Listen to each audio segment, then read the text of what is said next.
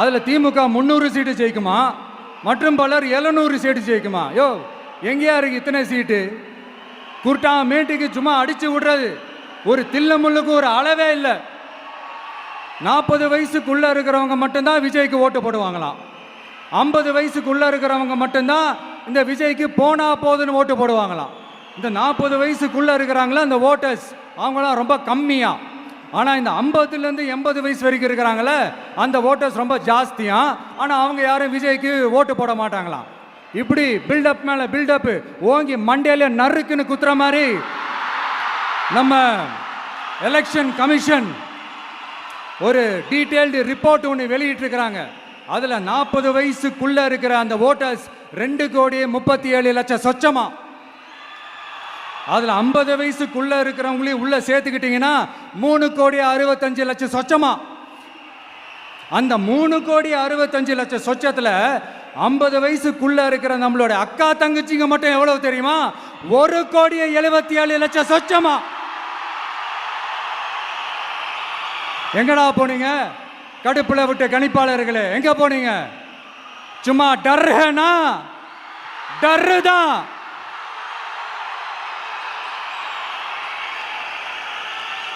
இந்த கடுப்புல விட்ட கணிப்பாளர்களுக்கு ஒரே ஒரு கேள்வி. இந்த 60 வயசு மேல இருக்கிறவங்க, இந்த 70-80 வயசுல இருக்கிற என்னுடைய அம்மா, பாட்டி, அப்பா, தாத்தா, இவங்க எல்லாரும் நம்ம வீட்டு புள்ள விஜய், நம்ம வீட்டு புள்ள விஜி அப்படின்னு சொல்றதெல்லாம் உங்க காதுல விழலையோ? இந்த உண்மையெல்லாம் வெளியில சொல்லிராதுன்ட்டு 2 பேரும் நல்லா கவனிச்சு அமிச்சாங்களோ? அதனால இந்த கருத்து கணிப்பு, கடுப்புல விட்ட கணிப்பு, என்ன விட்டாலும் திமுகவும் இந்த மற்ற பலரும் மண்ண கவ்வ போறது உறுதி. அவங்களோட இந்த ஆட்சி கனவு, லஞ்ச கனவு, ஊழல் கனவு, கொள்ளையடிக்கிற கனவு எல்லாம் கதம் தான். இப்போ ரீசெண்டா பாண்டிச்சேரி எலெக்ஷன்ல, அந்த எலெக்ஷன் டேல கிட்டத்தட்ட 90% மேல போலிங் ஆயிருக்குது. விட்டா 100% ஆயிருக்கும் போல் இருக்கு. அதே மாதிரி போலிங் நம்ம தமிழ்நாட்டில் நடக்குதா இல்லையான்னு பாருங்க. அதனால மக்களே, உங்க எல்லாரையும் கையெடுத்து கும்பிட்டு கேட்கிறேன், பூத்துக்கு போய் ஸ்டாலின் சார் கிட்ட இருந்து நம்ம தமிழ்நாட்டை காப்பாத்தி ஆகணும், நம்ம ஜனநாயகத்தை காப்பாத்தி ஆகணும். என்ன பிஸியா இருந்தாலும், என்ன வேலையா இருந்தாலும், என்ன வெளியூர்ல இருந்தாலும், எந்த பூத்துல உங்களுடைய ஓட்டு இருக்குதோ அங்க வந்து தயவு செஞ்சு நம்மளுடைய விசில் சின்னத்துக்கு உங்க ஓட்டு போடுங்க. தயவு செஞ்சு உங்க விஜய்க்கு ஒரு வாய்ப்பு கொடுங்க. இந்த நேரத்தில் வெளிநாட்டில இருந்து பணம் செலவு பண்ணி ஃப்ளைட் டிக்கெட் புக் பண்ணி இங்க வந்து ஓட்டு போட வந்த நம்மளுடைய நண்பிகள் உங்கள் அனைவருக்கும் இந்த நேரத்தில் என்னுடைய நன்றியை தெரிவிச்சுக்கிறேன்.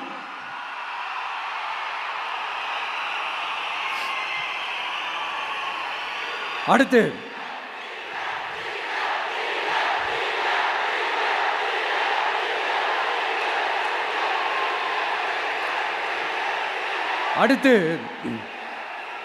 ஏதாவது ஒரு பிரச்சனைனா விஜய் வெளியவே வரமாட்டாராம். இது யார் சொல்றா? இந்த மற்றும் பலர் கட்சியில் ஒருத்தர் இருக்கிறார்ல, 10 தடவை தோத்து போனாரு,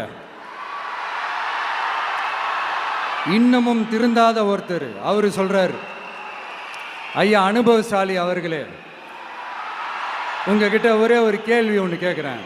இந்த சேலத்துக்கு பக்கத்தில் இருக்கிற அந்த தொகுதியில் மட்டுமே போய் பதுங்கிக்காம தமிழ்நாட்டில் வேற ஏதாவது ஒரு தொகுதியில் நின்று உங்களால் ஜெயிச்சு காட்ட முடியுமா? சாரி, முதல்ல நிற்க முடியுமா? முதல்ல அதை செஞ்சுட்டு அப்புறமா இந்த விஜயை பற்றி பேசுங்க பாஸ். சும்மா நசன்னு சொந்த தொகுதியிலேயே தோத்துருவோம்னு பயந்து தான் நம்மளுடைய சின்னத்தையே திருடினவர் தானே. அதனால தான் நம்மளோட மன்றத்தில் பல வருஷமாக பயணித்த ஒரு சுயேட்சை வேட்பாளரோட சின்னத்தை நம்மளோட தான் அரவணைச்சி ஆதரிக்கிறோம். அதனால் எடப்பாடி தொகுதி மக்களே, அந்த சுயேட்சை வேட்பாளரோட சின்னத்தில் அந்த டிவி சின்னம் அந்த டிவி சின்னத்தில் நீங்க ஓட்டு போடுறது நம்ம விசில் சின்னத்துக்கு நீங்க ஓட்டு போடுற மாதிரி. அதனால எடப்பாடி தொகுதி மக்களே தயவு செஞ்சு அதை மறந்துடாதீங்க. இந்த திமுகவுக்கும் மற்றும் பலருக்கும் ஒரு காமன் ஓனர் ஒருத்தர் இருக்கிறார்ல, யாரு? பாஜக.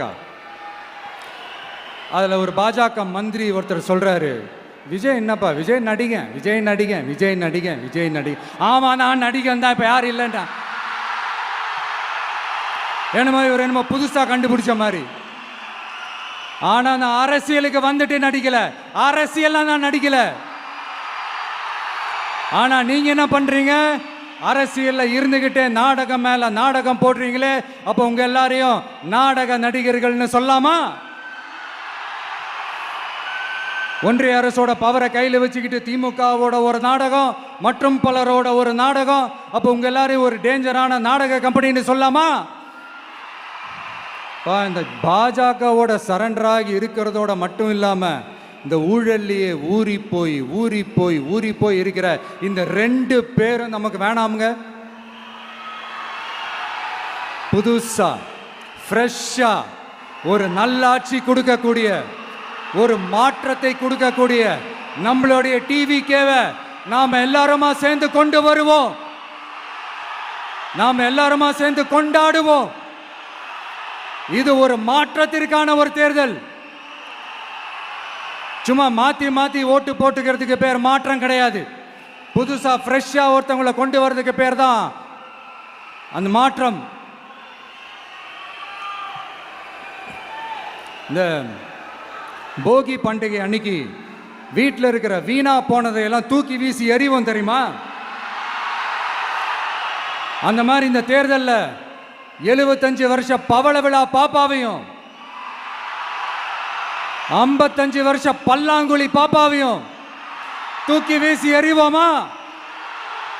ஒரு நியூ கவர்னன்ஸ், ஒரு குட் கவர்னன்ஸ் ஒன்று கொண்டு வரலாமா? நீங்க இந்த திமுகவுக்கு ஓட்டு போடுறது, மற்றும் பலருக்கு ஓட்டு போடுறது, பாஜகவுக்கு ஓட்டு போடுறது, யாருக்கு ஓட்டு போட்டாலும் சுத்தி நீங்க பாஜகவுக்கு ஓட்டு போடுற மாதிரி தான். ஒட்டுமொத்த தமிழ்நாட்டு மக்களுக்கும் எதிரான ஓட்டு. நீங்க ஒன்று கவனிச்சிங்களா? ஒட்டுமொத்தமா எல்லாருமா சேர்ந்து ஒருத்தனை எதிர்க்கிறாங்க.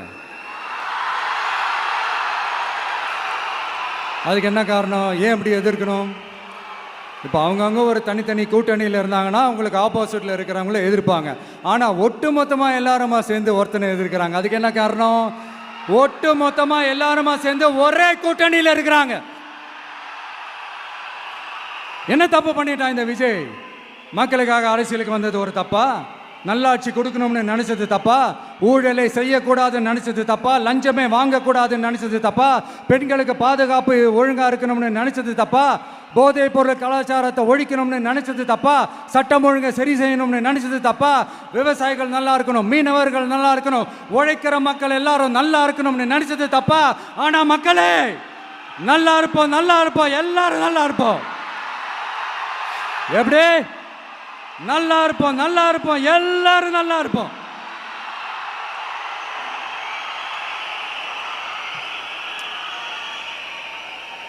இந்த நேரத்தில் ஒவ்வொரு வீட்டில் இருக்கிற என்னுடைய குட்டி நண்பா நண்பீஸுக்கு ஒரு ரிக்வெஸ்ட்.